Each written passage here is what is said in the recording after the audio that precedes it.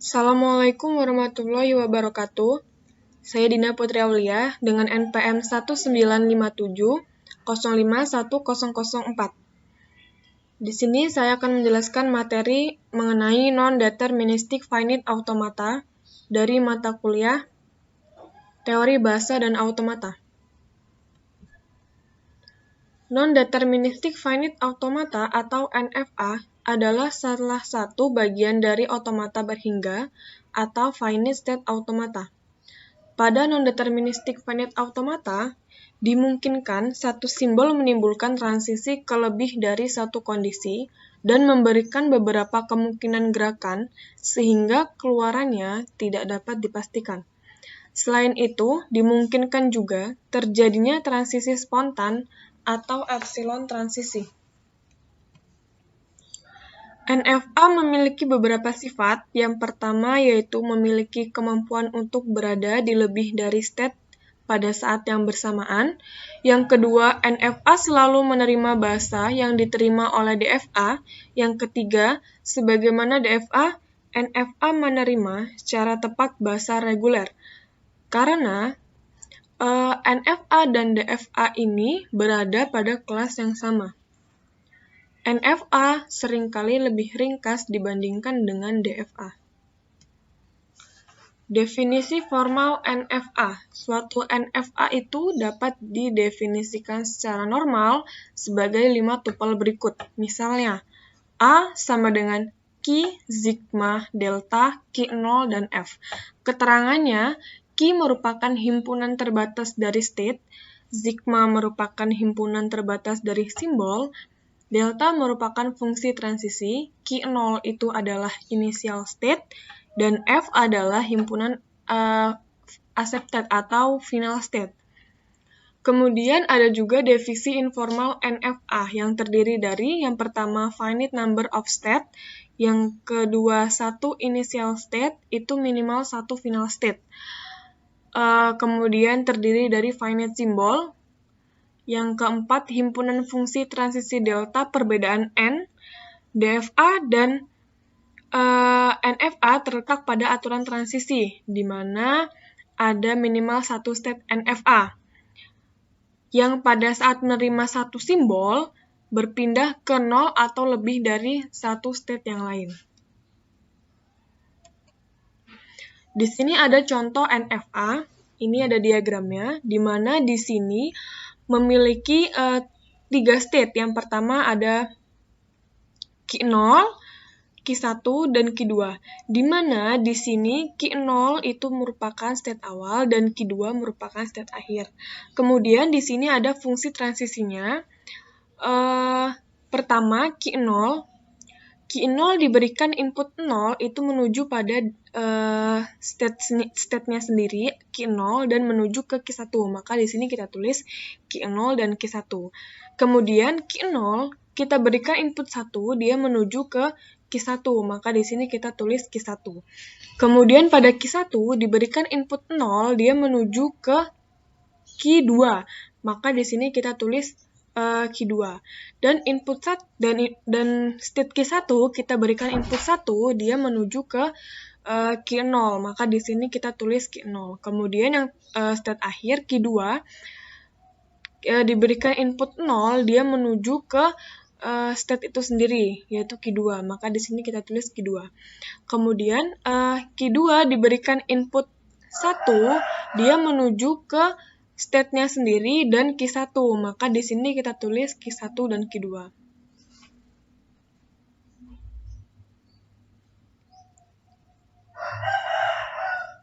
Kemudian materi selanjutnya yaitu konversi epsilon NFA ke NFA. Pada NFA dengan epsilon move atau transisi epsilon diperbolehkan merubah state tanpa membaca input. Disebut dengan transisi epsilon karena tidak bergantung pada suatu input ketika melakukan transisi. Epsilon closure adalah himpunan state-state yang dapat dicapai dari suatu state tanpa membaca input.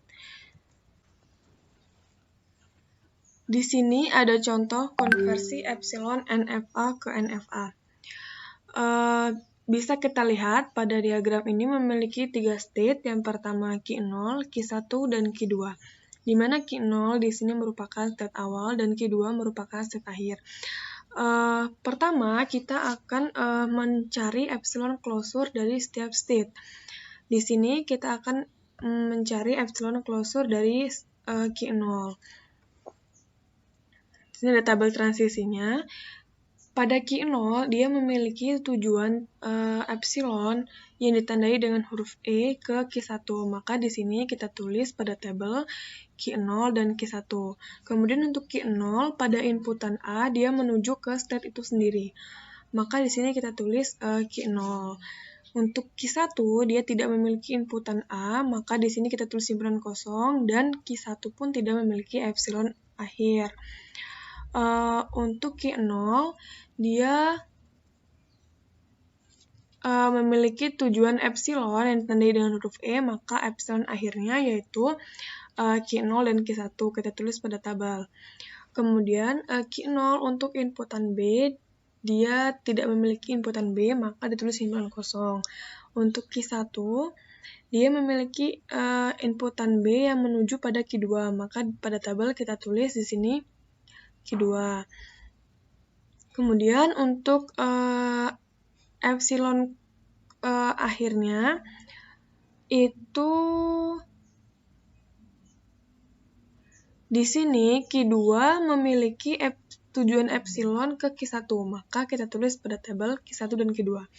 Kemudian untuk epsilon closure dari Q1, di sini Q1 tidak memiliki inputan A, maka di sini kita tulis himpunan kosong dan tidak memiliki epsilon akhir. Oh ya, kenapa di sini himpunan closure hanya Q1? Karena Q1 tidak memiliki tujuan epsilon. Maka himpunannya hanya state itu sendiri. Kemudian Q1 memiliki inputan B yang menuju pada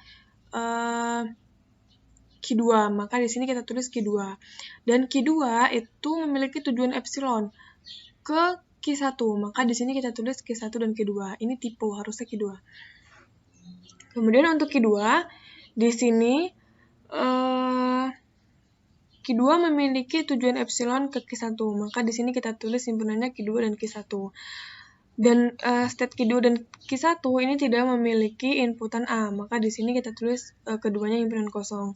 Dan Q2 di sini kita lihat memiliki inputan B yang menuju pada state itu sendiri, maka kita tulis Q2. Dan Q1 memiliki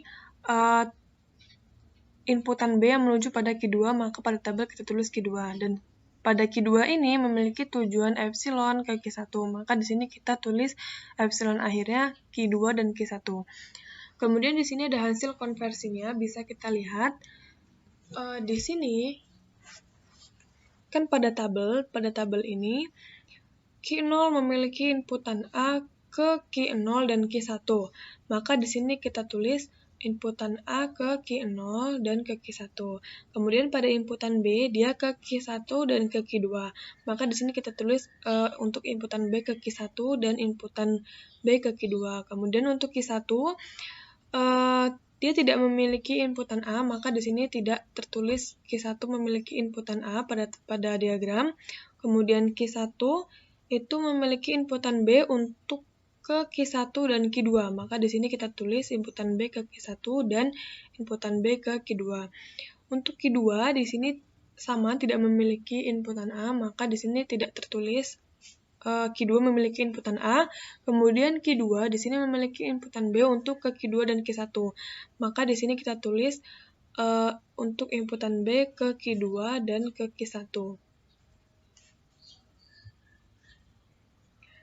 Mungkin itu saja yang bisa saya sampaikan mengenai materi ini. Apabila ada salah penjelasan, saya mohon maaf.